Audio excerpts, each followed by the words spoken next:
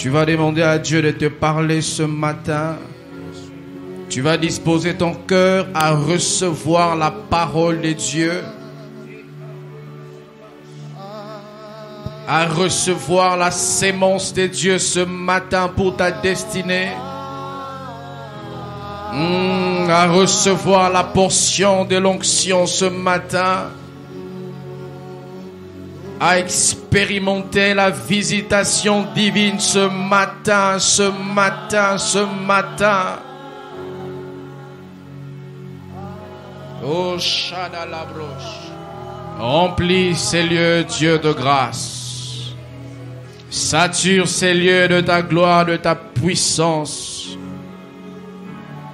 Remplis les esprits, remplis les vies, remplis les cœurs. Ne nous rate pas ce matin. Ne nous rate pas ce matin. Que ton onction grandisse en ce matin. Que ton onction sature cet endroit. Que ta puissance intensifie en ces lieux. Que le malade soit guéri. Que les vies soient restaurées. Que les ministères soient restaurés.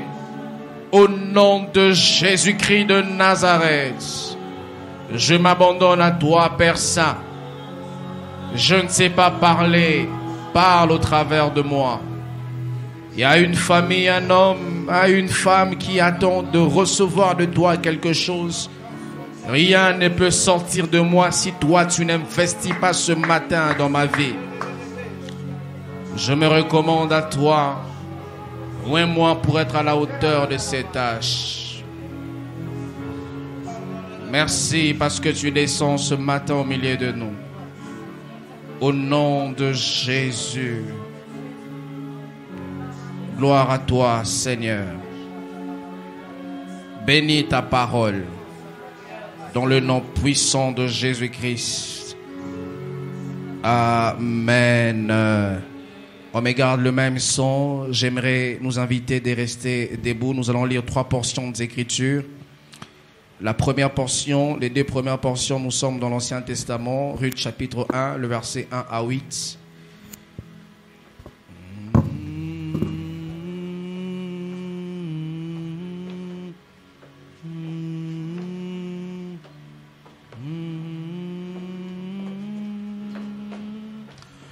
Du temps de Juge, il eut une famine dans le pays. Un homme de Bethléem de Juda partit avec sa femme et ses 2 fils pour faire un séjour dans les pays de Moab. Les noms de cet homme étaient Elimelech, celui de sa femme Naomi, et ses 2 fils s'appelaient Machlon et Kiljon. Ils étaient Éphrasiens de Bethléem de Juda. Arrivés au pays de Moab, ils y fixèrent leur demeure. Elimelech, mari de Naomi, mourut, et elle resta avec ses 2 fils.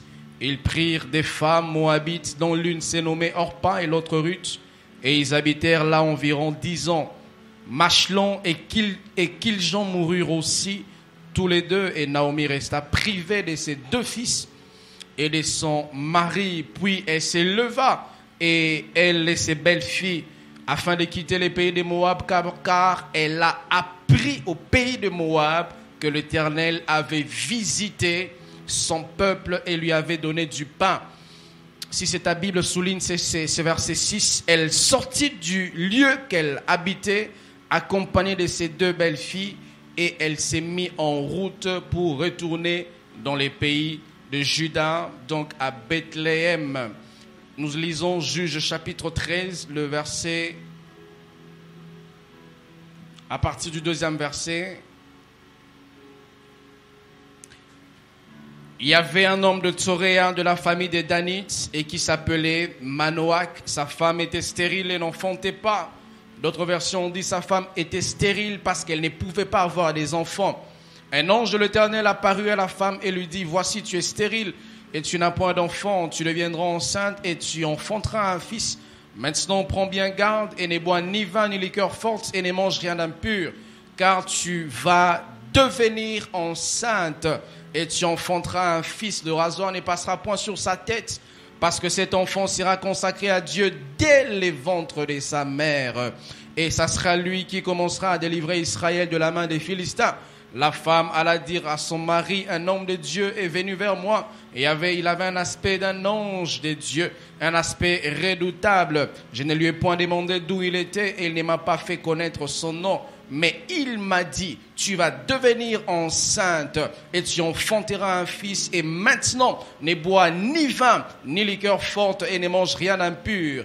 Parce que cet enfant sera consacré à Dieu dès les ventres de sa mère jusqu'au jour de sa mort. Manoah que fit cette prière à l'Éternel. Ah Seigneur, que l'homme de Dieu que tu as envoyé vienne encore vers nous, afin qu'il nous enseigne ce que nous devons faire pour l'enfant qui naîtra. La dernière portion, nous sommes dans Luc chapitre 7, le verset 12 au verset 17.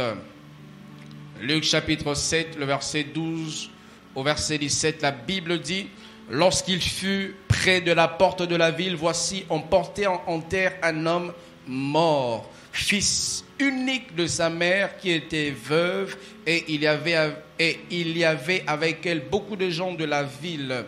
Le Seigneur l'ayant vue fut ému de compassion pour elle et lui dit, ne pleure pas. Il s'approcha et toucha le cercueil. Ceux qui les portaient s'arrêtèrent et il dit, jeune homme, je te le dis, lève-toi. Et les morts s'assit et s'est mis à parler. Jésus les rendit à sa mère. Le verset 16, le verset de base, tous furent saisis de crainte et ils glorifiaient Dieu, disant, un grand prophète a paru parmi nous et Dieu a visité son peuple. Le verset 17, cette parole sur Jésus s'est répandue dans toute la Judée et dans tous les pays d'alentour. Nous reprenons nos places, s'il vous plaît. Nous sommes dans notre dimanche où nous prenons la Sainte Seine dans ces grands thèmes où nous parlons de la visitation divine. Nous sommes à notre 29e jour. Sûrement, frères, sœurs, vous allez entendre peut-être les choses que les orateurs ont déjà mentionnées. S'il arrivera que vous puissiez entendre que je répète ce que les autres orateurs ont dit, sachez que Dieu veut souligner ces éléments dans votre vie. Je dois vous dire d'emblée que je n'ai pas écouté un seul orateur. Et s'il arrivait que je répétais les mêmes choses qu'un orateur a dit au haut de cette chaire, Dieu voudrait sûrement insister sur ces points dans vos vies. J'aimerais dire 3 choses avant d'aller plus loin dans mon message. D'abord, frère, il faut savoir que la visitation est une manifestation temporaire de Dieu, ayant la capacité de laisser. Cette manifestation de Dieu qui est temporaire a la capacité de laisser des traces permanentes sur la vie de son peuple. Plusieurs personnes n'aiment pas croire que Dieu visite son peuple. Pourtant, la Bible parle clairement que nous avons été visités par Dieu en nous envoyant un grand prophète qui est Jésus-Christ de Nazareth. La deuxième chose que j'aimerais dire avant d'aller plus loin, Dieu visite pour changer notre statu quo. Dieu ne peut pas te visiter et garder ta vie la même. La Bible dit, personne n'a jamais rencontré Dieu et resté la même personne. Lorsque tu es à la rencontre de Dieu, sois-en sûr que ta vie sera changée. J'aimerais le dire, frère, sœur, lorsque tu rencontres Dieu, sois-en sûr que ta vie sera changée. Si déjà tu peux rencontrer un chef politique, un chef de l'État, un chef du gouvernement, et tu seras sûr qu'après que tu sortiras de son bureau, ta vie changera. J'aimerais te dire que Jésus est plus que le chef de l'État. Jésus est plus qu'un chef politique. Jésus est celui qui est mieux placé pour lorsqu'il te visite que ta vie change. Tu ne peux pas rencontrer Jésus. Dieu ne peut pas te visiter et que ta vie reste dans le statu quo. Et lorsque je parle ici d'un changement de vie, je ne parle pas d'abord d'un changement de vie sociale. Je parle d'un changement d'abord de vie spirituelle. Parce que lorsque ta vie spirituelle change, ta vie sociale finira par changer. Et lorsque Dieu te visite, frère, sœur, il ne te laissera pas dans le statu quo. Que quelqu'un dise Amen. La Bible nous parle de l'histoire de certains qui ont fait la rencontre de Dieu. qui ont été visités par le Seigneur, qui ont été visités par un Dieu tout-puissant de manière temporaire, mais cette visite de Dieu a laissé les traces permanentes dans la vie de ces hommes. Les Écritures nous parlent du célèbre Paul qui fut lui à son tour un persécuteur de l'Église, qui lui fut à son tour un méchant, qui lui fut à son tour un ennemi de l'Église. La Bible dit que Paul avait les soutiens même des hommes politiques. Paul pouvait aller prendre des lettres auprès de souverains, sacrificateurs, afin de disséminer l'Église, afin de détruire l'Église. Et la Bible dit, alors que Paul s'amusait dans ses aventures de pouvoir persécuter les chrétiens, un jour sur le chemin de Damas, il a rencontré notre Seigneur. Le Seigneur a visité Paul persécuteur, et après la visite temporaire, les Paul persécuteurs est changé en Paul apôtre. Frère, sœur, Dieu peut te visiter une seule nuit, mais une seule nuit suffira pour que toute ta vie change. J'aimerais le dire, eh bien, tu n'as pas besoin d'avoir une visite permanente de Dieu pour avoir une vie changée permanemment. Tu n'as besoin d'avoir qu'une seule rencontre avec Dieu. La Bible nous parle de Jacob, lui qui avait volé les biens ou la richesse de son frère Ésaü. La Bible dit que Jacob pensait être béni, mais il sentait au-dedans de lui qu'il avait besoin de rencontrer Dieu. Il sentait au fond de lui qu'il avait besoin d'être visité par le Seigneur. La Bible dit un jour, Jacob se retrouve dans le chêne de Jacob. Et la Bible dit, il vit le ciel ouvert, les anges de Dieu monter et descendre. Et la Bible va plus loin pour dire un jour, Jacob dormait et il a rencontré Dieu. Ils se sont battus et Dieu l'a brisé la hanche. Et Dieu lui a dit, comment tu t'appelles? Il a dit, je m'appelle Jacob. Et Dieu lui dit, désormais, tu seras appelé Israël. Jacob n'a pas eu une semaine avec Dieu. Jacob n'a pas eu 4 mois de visitation avec Dieu. Jacob a eu une seule nuit avec Dieu. Et toute sa vie a été changée. C'était une visitation temporaire, mais qui a laissé des traces permanentes. Je prie au nom de Jésus que lorsque Dieu rencontrera un homme en ses cultes-ci, que tu dises que je m'appelais avant Jacob, mais après les cultes de dimanche 29, je m'appelle Israël. La Bible parle de Anne qui était Anne stérile, mais lorsqu'elle a rencontré Dieu, lorsque Dieu l'a visitée, elle n'est pas seulement devenue mère, mais elle est aussi devenue la mère d'un des plus grands prophètes en Israël. La Bible nous parle de Pierre peureux, qui avait peur de femmes, qui pouvait devant une femme renier Jésus. La Bible dit que Pierre régnait le Seigneur avec des imprécations. En lingala, on va dire Pierre disait là, il n'a pas été. Le Pierre qui avait peur, lorsqu'il a expérimenté la visitation divine, les mêmes Pierre s'est levé le jour de la Pentecôte, a prêché et a eu 3000 conversions. Frères, sœurs, le jour que Dieu va te visiter, tes échecs seront changés en réussite. Tes vides seront changés en plénitude. Tes manquements seront changés en gloire. Tes échecs seront changés en puissance. Parce que lorsque Dieu passe quelque part, il laisse le trace digne d'un Dieu. Les Écritures nous parlent d'Abraham, que je reviendrai sur lui. Les Écritures nous parlent de Sarah, lui qui s'appelait Saraï. Et la Bible dit, lorsque Dieu l'a rencontré dans Genèse 18, la Bible dit, Dieu a donné une prophétie à Abraham. Il a dit, l'année prochaine, à la même époque, tu concevras un enfant. Sarah, qui, elle, s'appelait Saraï, qui veut dire ma princesse. Lorsqu'elle a été visitée par Dieu, son nom a été changé en Sarah. Sarah qui veut dire princesse. Vous savez, lorsque vous voyez les deux significations, apparemment, il n'y a pas un grand changement. Frères, sœurs, vous savez, les grands changements ne viennent pas forcément par des grands changements. Un grand changement peut venir par un petit changement, mais qui va engendrer un grand changement.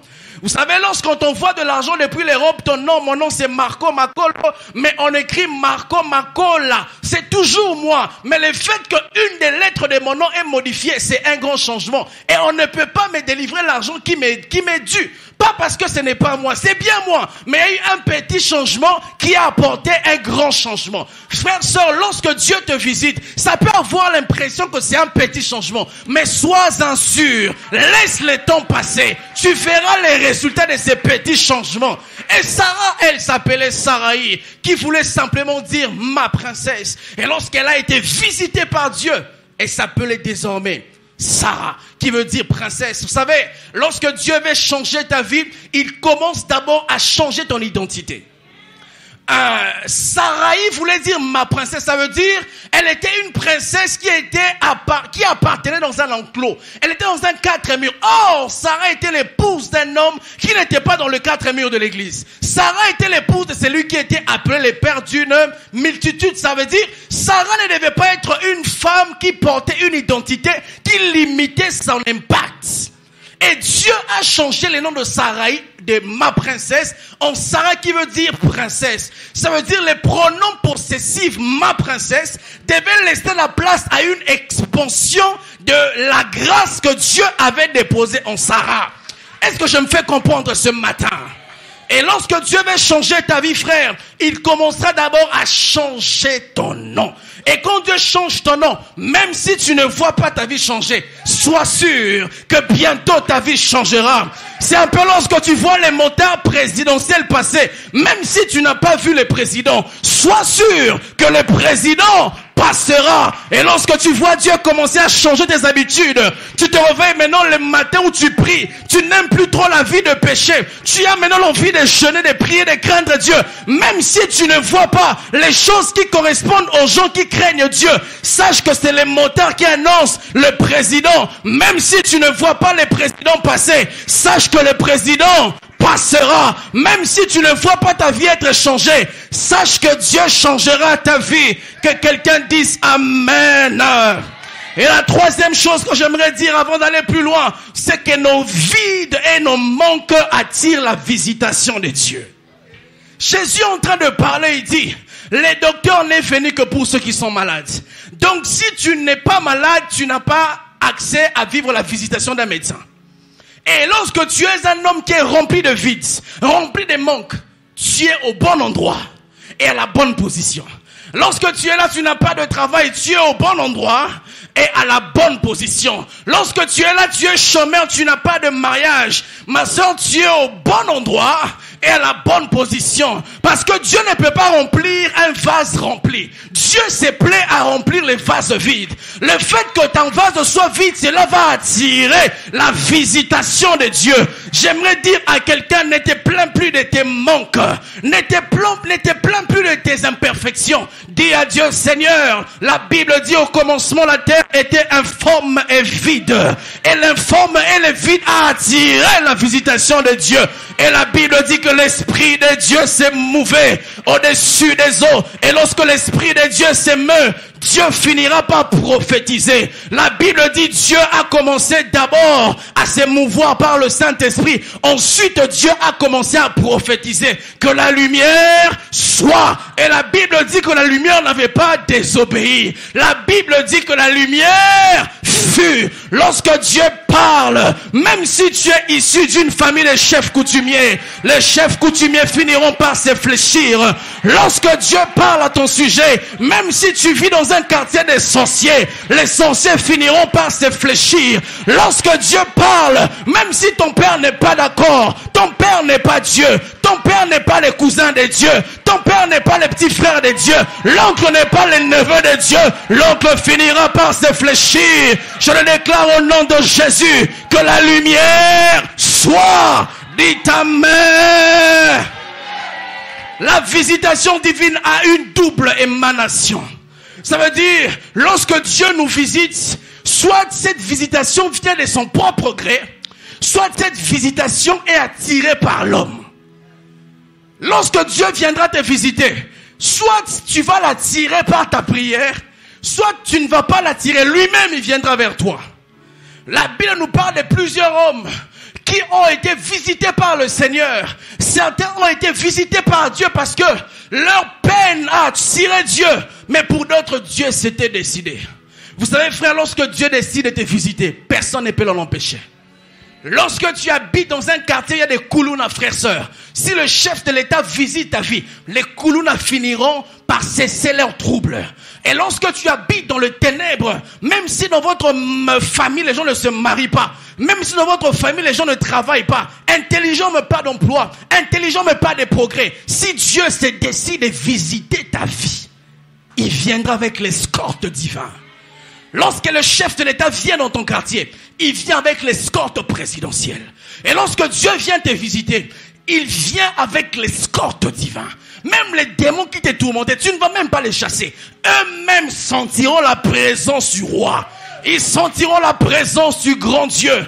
Ils sentiront que ici habite le Seigneur. Et les bons côtés avec la visitation, comme je dis, Dieu passera, mais ses traces resteront. Dieu te visitera temporairement, mais les traces de la visitation de Dieu resteront. N'avez-vous pas entendu qu'un homme a dit, moi j'ai rencontré Mobutu, moi j'ai rencontré Fachi. Ce n'est pas parce qu'il parle de sa rencontre avec le président dans le passé que sa vie présente n'a pas la valeur de la vie passée. J'aimerais dire à quelqu'un, Dieu peut te rencontrer dans une retraite en 2015, mais les impacts de la retraite peuvent continuer toute ta vie. Parce que Dieu n'habite pas la retraite. Dieu habite chaque jour là où tu es. Lorsque j'ai prêché hier à la Compassion Rigini, le terme était « Voici, je suis avec vous ». Dieu n'a pas dit aux disciples « Je serai avec vous ». Dieu a dit aux disciples « Je suis avec vous ». Et c'est la même identité que Dieu s'est présenté devant Moïse. Moïse a dit à Dieu, lorsque j'irai, je dirai qui m'a envoyé. Dieu a dit, ne dites pas que celui qui m'a envoyé s'appelle le libérateur. Dieu n'a pas dit, celui qui m'a envoyé s'appelle Jéhovah Jireh. Dieu a simplement dit à Moïse, c'est lui qui s'appelle je suis. Pourquoi Dieu a dit à Moïse que tu leur diras que je m'appelle je suis? Parce que Dieu ne voulait pas limiter les attributs divins dans l'exercice du ministère de Moïse. Ça veut dire lorsque Moïse rencontrerait les problèmes qui correspondent au Dieu qui s'appelle je suis la guérison, Moïse devait simplement dire je suis et compléter la guérison. Lorsque Moïse devait rencontrer un problème de maladie, Moïse devait dire je suis le guérisseur. Frères, sœurs, je prie au nom de Jésus que celui qui s'appelle je suis te visite. Que celui qui s'appelle je suis te visite. Que celui qui s'appelle je suis te visite. Et qu'il laisse de traces, qu'il laisse de traces permanentes dans ta vie. Celui qui croit dit amen. Dit amen. Can I preach like I feel it? Que je prêche comme je le sens. J'ai envie de prêcher ce matin. Vous savez, lorsque je préparais les coups, je sentais pas l'onction. Et lorsqu'on est sorti en route dans la voiture, je dis à ma femme, j'ai senti que j'ai reçu l'onction. Et je vais te prêcher ce matin. Dites amen. La deuxième chose, c'est que Dieu est la source de toute visitation. Même lorsque ta visitation vient par un homme de Dieu, sache que ce n'est pas l'homme de Dieu qui est la source de la visitation, c'est Dieu qui passe par l'homme de Dieu qui est la source de la visitation. Je peux t'imposer les mains, ta vie change, mais ce n'est pas moi, c'est Dieu qui habite en moi, qui passe au travers de moi afin de te visiter. Paul disait, c'est lui qui vit en moi est plus grand. Non, Paul disait même, si je vis, c'est plus moi qui vis, c'est Christ qui vit en moi. Frères, sœurs, l'homme de Dieu n'est pas Dieu. Le bishop n'est pas Dieu. L'apôtre n'est pas Dieu. Nous avons qu'un seul Dieu, Jésus-Christ de Nazareth, la source de toute visitation. La Bible dit tout ce qui existe, les visibles et les invisibles, viennent de Jésus. Ça veut dire même ta visitation a besoin de Jésus. Sans Jésus, tu ne peux pas être visité par Dieu. Dieu ne visite les vies que de ceux qui ont en eux le drapeau qu'on appelle Jésus. Vous savez, lorsque tu vas à l'étranger, lorsque tu vas dans une maison, le drapeau de ton pays flottait, tu es rassuré que si je suis dans cette parcelle, je suis sécurisé. Et Dieu ne peut pas te visiter s'il ne voit pas dans ta vie le nom qu'on appelle Jésus. Le nom de Jésus est la seule signature qui passe à la banque céleste. Si tu veux recevoir de la banque de Dieu, tu as besoin d'avoir sur ta requête en bas signé Jésus. Si tu as le requête, la première requête, je veux me marier. La deuxième requête, je veux travailler. La troisième requête, je veux entreprendre. À la fin, prends toujours soin de signer au nom de Jésus. Parce que le nom de Jésus est la seule signature qui passe à la banque céleste. Lorsque les dossiers arrivent à la table de Dieu, lorsque lorsque Dieu ne retrouve pas sur un dossier le nom de Jésus, Dieu dit aux anges de déclasser. Mais quand Dieu voit sur sa table un dossier avec la signature de Jésus, même si les requêtes sont mal écrites, même si l'écriture n'est pas lisible, le nom de Jésus suffit pour que Dieu mette le cachet de l'exaucement. Je prie au nom de Jésus que Jésus-Christ établisse dans ta vie sa signature. Que Jésus établisse dans ta vie sa signature. C'est lui qui dit Amen, cela arrive. La troisième chose, c'est que Dieu vient là où on l'appelle. Dieu visite les peuples là où on l'appelle. La Bible parle dans Jérémie 33, le verset 3. Invoque-moi, je te répondrai. Quelle belle promesse. Dieu ne dit pas, invoque-moi. Si tu m'appelles, on te dira, les correspondants que vous appelez est occupé. Même si Dieu est appelé en Chine, si tu l'appelles à Miaou, Dieu te répondra. Même si Dieu est appelé en Europe, si tu invoques Dieu au Congo, Dieu te répondra. Dieu est la seule ligne téléphonique qui n'est jamais occupée.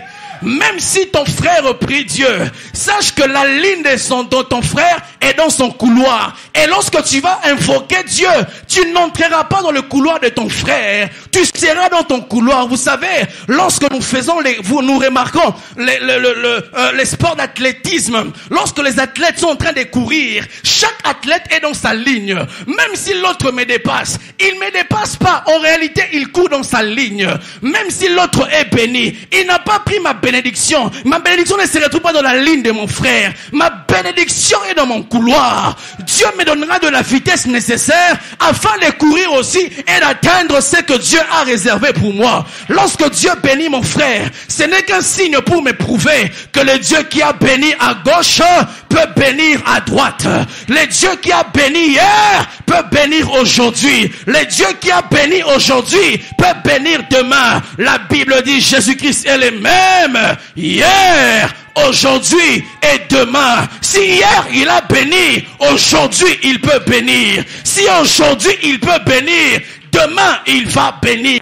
Même si je n'ai pas ce que je veux aujourd'hui, je sais que mon Dieu ne s'appelle pas le Dieu d'aujourd'hui. Il s'appelle aussi le Dieu de demain. Avant que je sois dans demain, Dieu est déjà dans mon demain. Avant que je ne voie les combats de demain, Dieu m'a déjà précédé dans mon demain. Il m'a précédé pour aplanir mes montagnes. Et je viendrai simplement comme un passager à bord d'un avion. Je ne m'inquiéterai pas de comment décoller un avion. Tout ce que je ferai, je m'assierai sur mon siège, je fermerai ma ceinture, prêt à attendre le décollage de la bénédiction de Dieu.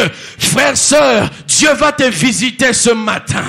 La Bible dit que la gloire du second temple sera plus glorieuse que la gloire du premier temple. Si nous avons commencé les 30 matins glorieusement, j'aimerais dire à quelqu'un, nous allons les finir aussi glorieusement. J'aimerais le dire bien. Si Dieu t'a rencontré, t'a visité au début de ce programme de manière partielle, plus nous chuterons à la fin. Dieu va compléter les morceaux du puzzle qui ne t'a pas encore donné. Si tu avais 5 requêtes, Dieu t'en donnera le 5. La Bible dit, si vos pères sont méchants et ne vous privent pas de la bénédiction, à combien plus forte raison votre Père céleste. Alléluia. Dieu a visité son peuple. J'entre dans mon texte maintenant. La Bible nous parle de Naomi, de Orpa, de Ruth, d'Elimelech et de ses 2 fils. La Bible dit qu'ils étaient des Bethlémites. Ils habitaient Bethléem. Et la Bible dit, ils ont remarqué qu'à Bethléem, il n'y avait plus de pain. Il n'y avait plus de provisions. Or, Bethléem veut dire maison de pain. Les peuples se retrouvent dans la maison de pain, mais ils n'ont pas de pain. Les peuples se retrouvent dans la boulangerie de pain, mais ils n'ont pas de pain. Et la Bible dit qu'ils ont déménagé pour aller à Moab. Et malheureusement pour eux, lorsqu'ils arrivent à Moab, Elimelech meurt. Malheureusement encore pour eux, lorsqu'ils arrivent à Moab, les 2 fils d'Elimelech meurent. Et la Bible souligne que Naomi était privée de son mari et de ses 2 filles. Et ses 2 fils. J'aime la précision du verset 6. La Bible dit, on a appris que Dieu a visité son peuple. C'est étonnant parce que Naomi n'est pas rentrée parce qu'elle a vu la visitation. Naomi est simplement rentrée parce qu'elle a entendu que Dieu a visité son peuple. Frère, vous savez, s'il y a une chose que Dieu ne sait pas faire, Dieu ne sait pas rater ses cibles. Lorsque tu apprends que Dieu touche les cibles là-bas, même si tu n'as pas vu ta vie être touchée, va. Parce que si Dieu a touché l'autre, il peut aussi te toucher. Et la Bible dit, Naomi est rentrée. Il y a certaines personnes qui ont quitté l'église parce qu'ils ont appris que dans l'église, il n'y a pas de pain. Il y a certaines personnes qui ont abandonné les pasteurs Aguilar parce qu'apparemment les pasteurs Aguilar ne leur donnaient pas les pains. Ils sont allés ouvrir le ministère, on les appelle les apôtres, les prophètes. Mais il y aura un temps où ils entendront que Dieu a visité son peuple. Dans la maison des pains, il y aura des pains en abondance. Frères, sœurs, Dieu veut te bénir, mais il veut te bénir à sa manière et en son temps. Tu n'as pas à obliger à Dieu à quel moment il doit te bénir. Tu n'as pas à obliger au pasteur Guilain à quel moment il doit reconnaître ta grâce. Bien aimé, Dieu le fera en son temps. Mais toi, ne quitte pas, reste là. Ne quitte pas Bethléem, reste à Bethléem. Ne divorce pas de ses maris, reste avec ses maris. Un jour, on entendra que Dieu a visité son peuple. Ne chasse pas cet enfant de la maison. Même si elle a attrapé la grossesse, lorsqu'elle sera en dehors de la maison, elle sera pire que ça. Un jour, on entendra que Dieu l'a rencontré. Imaginez si le chrétien avait pris les armes comme Paul avait les armes. Paul serait mort et Paul ne serait pas le plus grand apôtre du Nouveau Testament. On a appris que Dieu a visité son peuple.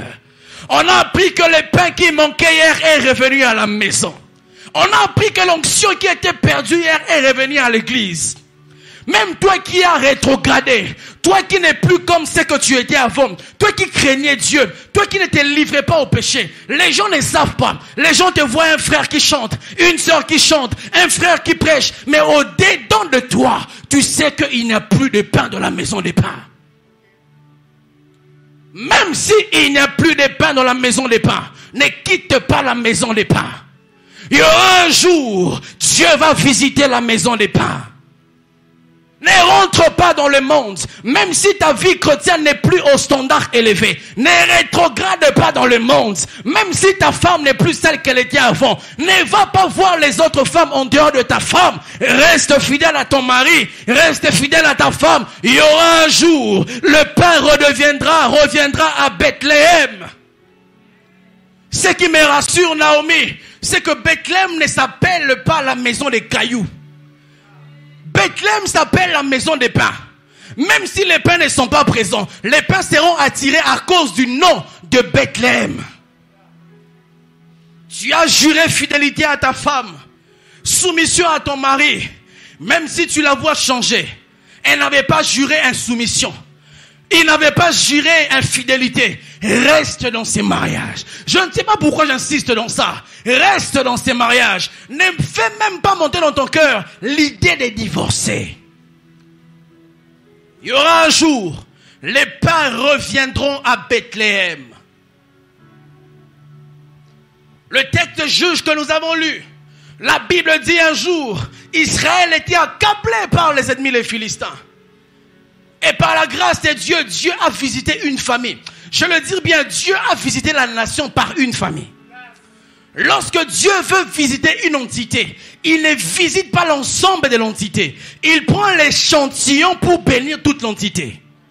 Tu vois comme toi tu dis, il fallait que mon père soit là pour qu'il entende ce message. Il fallait que mon mari, que ma femme. Non, Dieu veut que tu sois là. C'est toi l'échantillon de l'entité.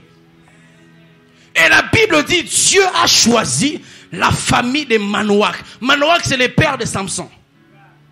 Et bizarre encore, Dieu dans cette sélection a fait une sous-sélection en choisissant non pas l'homme, mais la femme. La Bible dit, la femme de Manoach avait été visitée par Dieu. Comme je vous ai dit que la visitation a une double émanation. Ça peut venir de Dieu lui-même, tout comme tu peux prier Dieu et Dieu vient te visiter. Et Dieu a visité 2 fois la famille de Manoach. La première fois, on n'avait pas prié. L'ange est venu de lui-même. Et lorsque l'ange vient, il dit 2 choses à la femme de Manoach. La première, l'ange lui dit son état. La deuxième, l'ange prophétise l'état meilleur de cette femme. Il lui dit premièrement, tu es stérile et tu n'as pas d'enfant. Et il lui dit, tu seras enceinte. Et lorsque le mari revient, la femme de Manoach dit, j'ai été visitée par l'ange de Dieu. Et j'aime la réaction de Manoach. La Bible dit Manoach n'a pas été content pour dire, ouais, Dieu nous a exaucés, on n'a pas d'enfants durant 20 ans. Il a dit que nous aurons des enfants. Non. La Bible dit, Manoach fit plutôt une prière à Dieu. Frères, sœurs, c'est dans la deuxième émanation que Dieu peut te visiter parce que tu as prié. Ne connaissons-nous pas les hommes de ce monde? S'ils veulent attirer l'attention d'un chef politique, ils les font critiquer. Fachi ceci, Fachi cela, Fachi ceci. Et quand Fachi les engage, ils ne critiquent plus. Pourquoi? Parce qu'ils ont voulu attirer l'attention de l'homme en faisant les choses pour que l'homme vienne les visiter. Et Dieu aussi est comme ça. Dieu, tu peux l'attirer pour qu'il te visite en priant Dieu. Et la Bible dit, Manoach fit une prière à Dieu. Il a dit à Dieu, quel ange que tu as envoyé, qu'il vienne encore. Qu'il vienne encore. Qu'il vienne encore. Qu'il vienne encore. La santé que j'avais, que cette santé revienne encore. La famille stable que j'avais, que cette famille revienne encore. Que la vie que j'avais, je craignais Dieu, que cette vie revienne encore. Où je me levais le matin sans qu'il y ait mon alarme. Le Saint-Esprit me réveillait à 4h du matin. Je me tenais devant Dieu, je priais. Plus le temps passe, plus j'ai perdu cette vie. Tu peux dire comme Manoach, qu'il revienne encore. Rappelez-vous, je dis, on ne quitte pas Bethléem. Parce que Bethléem s'appelle la maison de pain. Et le pain finira par revenir. Toi qui étais une fille modèle, on te faisait les éloges, mais tu sais que tu as perdu les valeurs. Tu peux dire à Dieu que les valeurs que j'avais, que ça revienne encore. Je ne veux pas rentrer dans le monde, même si je suis en train de ramper dans le péché, je peux toujours crier à Dieu, visite-moi encore. Même si je deviens un débauché, je dors dans les hôtels, je couche avec des prostituées. Je sais que je ne suis pas un prostitué. Je sais que je suis un fils de Dieu. Je peux crier à papa comme le fils prodigue. Que cette vie que j'avais, que la vie que j'avais revienne encore. La paix que tu avais, tu dormais comme un enfant. Et aujourd'hui tu n'as plus de paix. Tu fais les insomnies. Tu as les maladies, ulcères d'estomac, ulcères de ceci, tu as les problèmes de tension. Parce que les problèmes que tu n'avais pas, tu les as. Et la paix que tu avais, tu as perdu. Tu peux prier avec moi comme Manoach. Que la paix que j'avais, que cette paix revienne. Toi qui ne te souciais pas de ce que tes enfants vont manger. Tu ne te souciais pas de ce que ton mari sera. Ou tes enfants vont étudier. Bientôt la rentrée scolaire. Toi qui à l'époque tu savais que la rentrée je ne me soucie pas. Maintenant là tu es en train d'imaginer. Je vais demander l'argent à qui pour les frais des enfants. Je vais demander la dérogation dans quelle école. Frère, tu peux prier. Le Dieu qui a fait étudier mes enfants hier. Qu'il revienne encore. Le Dieu qui m'a payé les frais académiques hier. Qu'il revienne encore. Le Dieu qui m'a fait étudier sans souci. Qu'il me visite encore. Oh, Shadalabra. Si je finis pas, je vais continuer ces messages au deuxième culte. Et frère, lorsque Dieu visite, il y a un temps d'avant visitation, il y a un temps de pendant visitation et un temps d'après visitation. La Bible dit, frères, sœurs, lorsque nous lisons ces trois textes, le dernier de Luc chapitre 7, Jésus rencontre un cercueil qu'on allait enterrer. Et la Bible dit, Jésus n'a même pas prié. Il a seulement touché le cercueil. Et il a dit, jeune garçon, lève-toi. Il n'a pas prié. Père, il a dit, jeune garçon, lève-toi. Il y a quelqu'un en ces lieux. Tu n'es pas seulement mort. Tu es déjà mis dans un cercueil. Tu n'es pas seulement mis dans un cercueil, mais tu es en route vers le cimetière. Je prie que Jésus arrête les cortèges de ta mort. Il y a quelqu'un qui a perdu de l'espoir. Tu ne sais pas ton lendemain ressemblera à quoi. Tu ne sais pas à qui tu peux compter. Tu n'as pas un oncle ministre. Tu n'as pas un oncle député. Tu vois ton lendemain être sombre. Tu ne sais pas comment payer les loyers. Je prie au nom de Jésus que Jésus vienne arrêter ces cortèges au nom de Jésus. Toi qui es mis dans ces cortèges, on t'amène droit vers le cimetière. Je prie que Jésus se tienne au devant de ton cercueil et qu'il dise stop. Et lorsque nous avons fait les résumés de ces 3 textes, nous remarquons que la visitation divine exige la constance et la persévérance. Si tu veux expérimenter la visitation de Dieu, tu dois apprendre à être constant et persévérant. Même si les choses ne vont pas telles que tu veux, tu dois persévérer. Tu dois prier. Même si tu as prié le matin, tu n'as pas vu le soir, demain matin encore, tu dois prier. Même si le 1er août, tu as commencé les 30 matins, tu as prié les 10 août, tu n'as rien vu. Aujourd'hui encore, le 29 août, tu dois prier. La visitation de Dieu est comme un téléchargement. Tu ne sais pas à quel pourcentage tu es de ton téléchargement. Il se peut que tu es à 99% de ton téléchargement. Tu ne dois pas arrêter, tu dois prier. La Bible parle de Anne. Anne qui avait besoin d'être visitée par Dieu. Je pense que je vais clôturer par là. Anne qui avait besoin d'être visitée par Dieu. Les autres points, je le dis au 2e culte. La Bible dit que Anne priait. Jusqu'à ce que Pénina la mortifie, elle priait. Jusqu'à ce que l'homme de Dieu, Élie, disait les choses qui ne correspondaient pas. Anne priait. On a traité Anne d'ivrogne, Anne priait. Comme toi on te traite de bête, tu vas toujours à l'église, prie. On te traite d'un homme perdu, tu pries tous les jours. Qu'est-ce que Dieu a fait pour toi? Prie. Même si tu n'as pas vu les téléchargements à 100%, une chose est sûre, les téléchargements n'est plus à 0%. Même si ton téléchargement n'est pas complet, une chose est sûre, ton téléchargement n'est plus au point 0. Bientôt tu recevras une notification du ciel où on va te dire téléchargement complet. Tu recevras un coup de fil, on va te dire, on t'appelle Monsieur Kabongo. Tu avais déposé ton dossier dans notre entreprise en 2015 et il y a un poste vacant pour toi. Tu dois être constant et persévérant. Le chrétien ne vit pas en fonction de ce que les gens disent. Les chrétiens vivent en fonction de ce que Dieu dit. Je ne suis pas ce que la société dit que je suis. Je ne suis pas ce que le Congo dit que je suis. Je suis ce que Dieu dit que je suis. Si Dieu ne m'appelle pas le chèque, même si je remarque qu'il y a des points négatifs dans ma vie, je ne m'appellerai pas une chose que Dieu ne m'a pas appelée. Je m'appellerai comme Dieu a appelé Gédéon, vaillant héros. Et lorsque Dieu a appelé Gédéon vaillant héros, Gédéon n'était pas encore héros. Le pire c'est que Gédéon n'avait jamais combattu un seul combat. Mais Dieu l'appelle Gédéon vaillant héros. Tu as besoin que Dieu te visite. N'abandonne pas.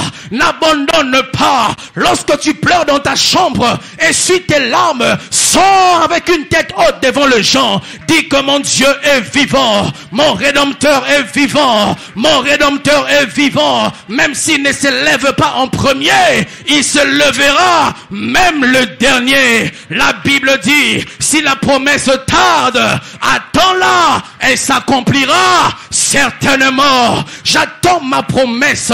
Donnez-moi une chaise s'il vous plaît. Même si la promesse tarde à s'accomplir, Dieu n'a pas dit que si la promesse fait 5 ans, toi aussi tu zappes. Dieu a dit, j'attends la promesse.